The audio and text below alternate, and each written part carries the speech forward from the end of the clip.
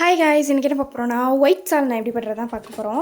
White சால்னாவோட தேவையான பொருட்கள் பார்த்துடலாமா? வெங்காயம், அதுக்கப்புறம் ஒரு கைப்பிடி தேங்காய், அதுக்கப்புறம் கொஞ்சமாக புதினா, அதுக்கப்புறம் 2 பச்சை மிளகா, கொஞ்சமாக பொட்டுக்கடலை, பூண்டு, இவ்வளோ தான் இதோட தேவையான பொருட்கள். அதுக்கப்புறம் அடுப்பு பற்ற வச்சு கொஞ்சமாக எண்ணெய் ஊற்றி கசகசை, பட்டை, கிராம்பு அதெல்லாம் போட்டதுக்கப்புறமா இது எல்லாத்தையும் எல்லாத்தையும் போட்டு நல்லா வதக்கணும். அதுக்கு இடையில அம்மா வந்துட்டு டியூஷனுக்குலாம் வந்துட்டு எடுத்துகிட்டு இருந்தாங்க.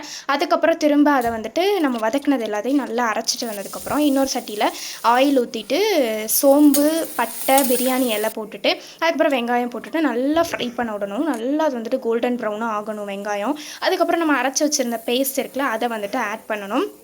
அதை ஆட் பண்ணதுக்கப்புறமா நல்லா அது வந்துட்டு கொதிக்கணும்.